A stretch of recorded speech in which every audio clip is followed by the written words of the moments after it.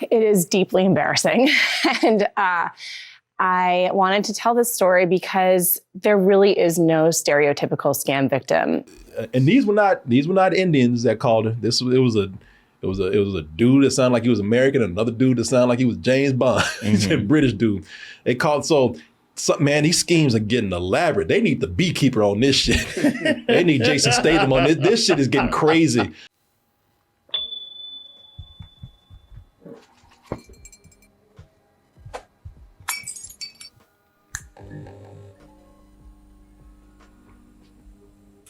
That's right. Double Toasted Live is going to be in Los Angeles Saturday, April 27th at the El Portal Theater. Y'all need to read this story about this woman.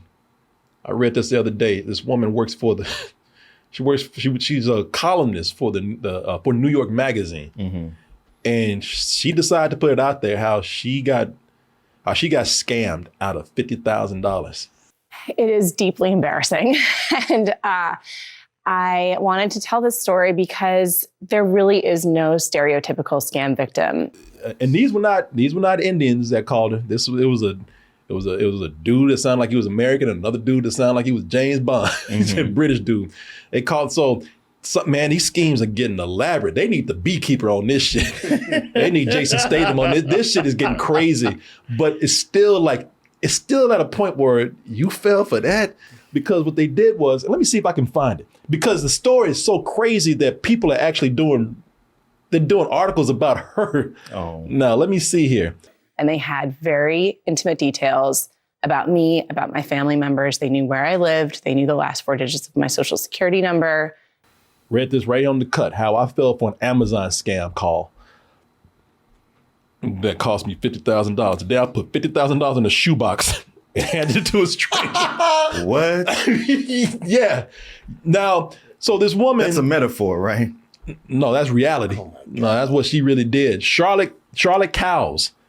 So this woman, she got a call from a woman from Amazon saying, did you make all these charges on here? Because this looks unusual. And she says, no, I did not. It's like $8,000 worth of charges or something like that. And so they say, okay, well, we'll take care of this, but we're going to, some of these charges are so weird that we're going to have to turn this over to the FTC or something, at the Federal Trade Commission. And so she says, hold on, you're going to get a call from them. So just expect that. Or maybe they transfer her over. Anyway, she's talking to somebody that's saying that he's with the federal government and saying that, look, these charges, just long story short, these charges are not just simple charges. They're linking you to car theft and identity theft and also drug trafficking. They didn't want to throw terrorism in there too. Well, they said that the people that you are linked with are considered to be terrorists, I think. Uh-huh. Seriously. Uh-huh. Like they are thieves, they pull this shit all the time. They could be, they're dealing in drug trafficking, probably some other shady things. Yeah. And your name is mixed up in it. And the things that they were threatening were so terrifying that, that tiny voice that says, what if they're right? That was enough to make me listen and stay on the phone with them. I think they framed it to where she could catch it from both ways. Like, if the thieves find out what she's doing, then they could run away with her money and her identity because they knew everything about her. They knew her number, her social security number, everyone in her family, her mother's name, her address. It's the social security number that threw her off. They said, is your social security number? And she's like, yeah. And they're like, oh, yeah. Yeah, listen, if the thieves get a hold of this, it can clean you out. Also, if this doesn't go well, the federal government could come in and seize all your assets and somehow link you to put criminal charges on you until it's cleared. So you can't say anything. She said, but I can tell my husband, if you want to protect your husband, then you don't say anything, because if you tell him, automatically he's mixed up in this charge. Oh my God. So she's freaking the bamboozled. Yeah. She's freaking the out, right? So they tell her, they say, listen, now this is on the cut. If y'all want to go read this, they say, listen, we want to help you. So yeah, how much money do you think you could live off of from your savings? How much money you have in your savings? And if you pull something out, how much you think you live off of? She's like, I don't know, 50,000. And they're like, okay, pull that out. Because what we're going to do is, when you pull that money out, we need to take that, have that in our possession. And then what we're going to do is we're going to write you a treasurer's check or something for $50,000. That's legit. You see how a lot of these scams fall apart because they're just too elaborate. Yeah. Like by the time it's like, well, you do this step and this step and this step, you're like, you know what? This might be real, but I don't feel like doing all that. Yeah. So but they got her ass because she was panicked. Oh, so boy. they said, listen, you got to do this. So, and don't hang up and that's what gets you too. Don't hang up because listen, if you hang up, you could lose us. And plus we need to make sure that when you go to the bank, we need to listen in on this because see, we've even had an incident where somebody went to the bank and the thief that was scamming them worked at the bank. Oh my God. Your bank is the real criminal. How do you think they got all that money, huh? Yeah. The criminal actually, in that case, worked at the bank and they talked to the actual criminal.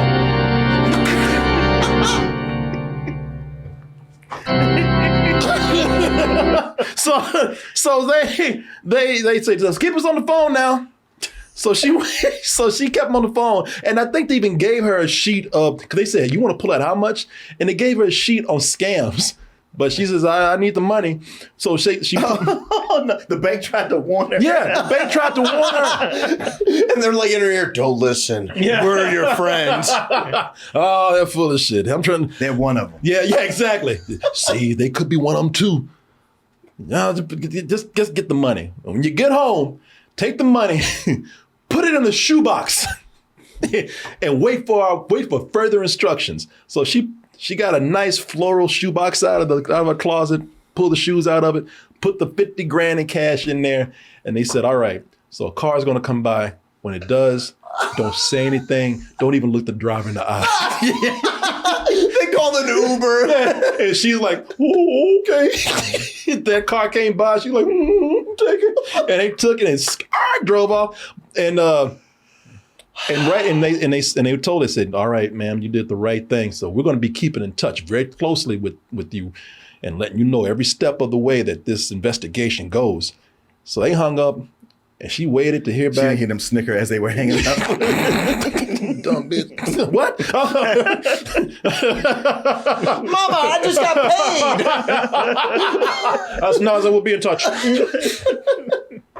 So she called the Amazon number back because the number came up as Amazon. Yeah. She called Amazon back and they said, oh yeah, what would you, agent so-and-so. Yeah, Agent Bob, whatever. He's busy right now. He can't get in touch with you. All right, well, when can he? Well, we'll call us back and we'll let you know. She calls back and they're like, yeah, that department's closed right now. So call back tomorrow. All those numbers didn't work. All of them didn't work. And listen, the guy, I don't think I would have fallen for this, but everybody says I would not fall for this until you catch they catch you at the wrong time with the right scam. I would like to say I wouldn't fall for it, but the guy gave her a lot of convincing things. She says, I'm gonna need a badge number. The guy said, all right, here's my badge number. How to know it's real? Ma'am, you want me to text you a picture of the badge number? They sent a picture of the badge. Okay. She said, I don't know if this is real. Let me put you to my supervisor. Had him call somebody else. Guy was like, yeah, can I help you? This is the department. Yeah, we're supervisors here. Yeah, they know, but just listen to him on what he says. I mean, the shit had levels. And so Yeah. I can see how the longer they talk to you, the more your reality gets warped. Mm-hmm. So you're not even thinking clearly because you're panicked. They know so much. And then you start thinking like, well, maybe. But she did that. The numbers didn't work. She told the husband was like, what the f-? He's like, I would Get have out of my house. I'm getting divorced. He's like, I would have stopped you. Yeah. She's like, but they told me I had to protect you. Why would you believe them over me? And here's the kicker. So it turns out, yeah, it gets crazy. It turns out that the article that she does for the New York Magazine, she's the financial consultant. Wow. Yeah. So they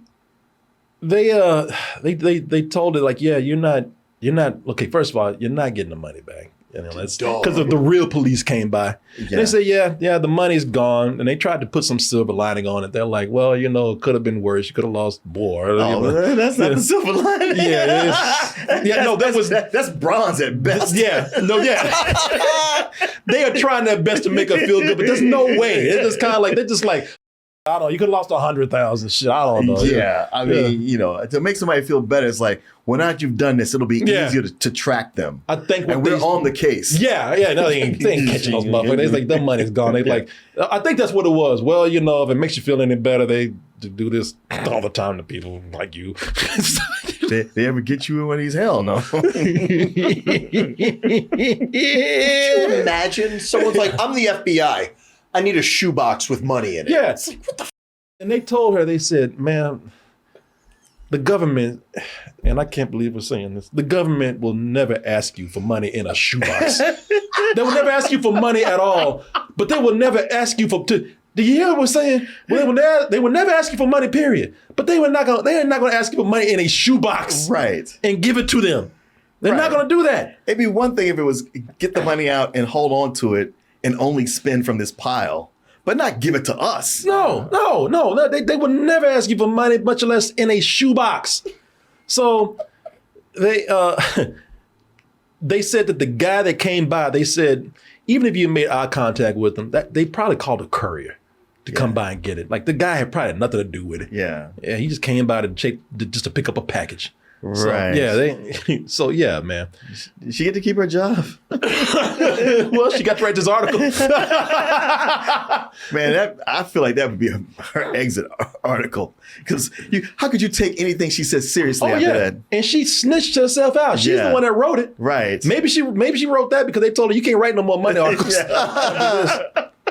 This is probably something where I shouldn't even say these things because I don't know if this is true or not. But they were thinking, people were saying, man, how is you able to just pull out $50,000 and believe these people and just throw it away just like that?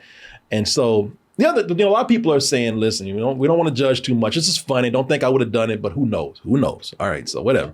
But then they start looking up the family, and they said that the family is they're probably from money. Mm-hmm. The husband works for a nonprofit and she works for the magazine, and they're saying, it's not gonna hurt them too much. Like, they come from, they're kind of naive about the real world. Probably this is probably why it happened so easily. So, because she was like, how could I, a middle class white housewife, how could I fall for this? And they're like, well, shit. What makes you immune? I'll tell you, like this right here, the way you just said it. From what you're saying, it sounded like they stole her identity. I mean, if they have your social, you're kind of fucked already. Yeah, to a degree. But not $50,000 in a shoebox. Yeah, you're that they can take stuff from you, not get you to hand it over to them. Yeah. And thank them for it. How could this happen? I'm like, wait, how could this happen to me? Wait a minute, hold on. Hello? What? Excuse me, I gotta take this. But yeah, that's crazy. Because that begs the question, well, who is it supposed to happen to? Yeah, exactly. Exactly. I mean, you uneducated. Yeah, not someone like me you with a degree. You poor dumbasses. She made a point to say that. Like, I'm college educated and all that. Like, well, you ain't educated in the scams. A lot of people buy their degree. You ain't educated in these streets. Yeah, you might want to get a refund from that college.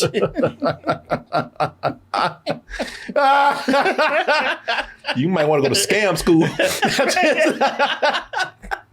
God damn, they got our ass. Oh good. Man, that was just one thing after the next, after the next, after the next. Oh yeah, it was amazing, man.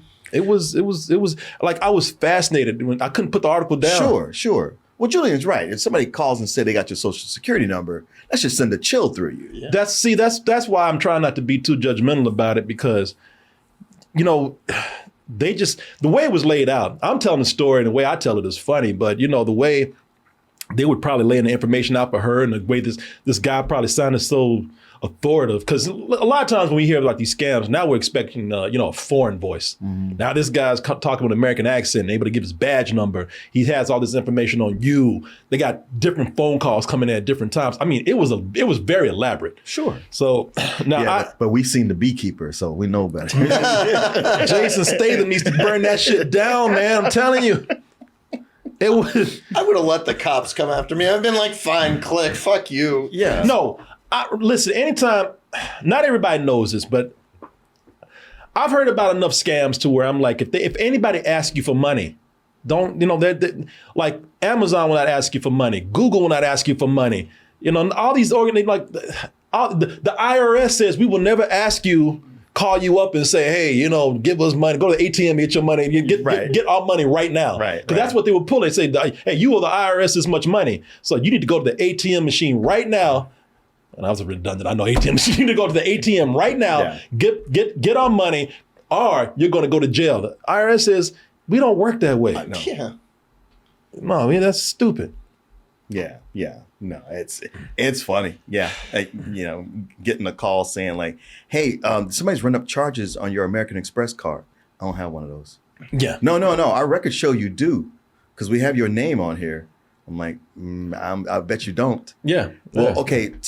Let's verify this. Give me the last 4 digits of your social security number. Yeah, I'm not going to do that. No. Click. No. Oh, hell no. I get messages every day.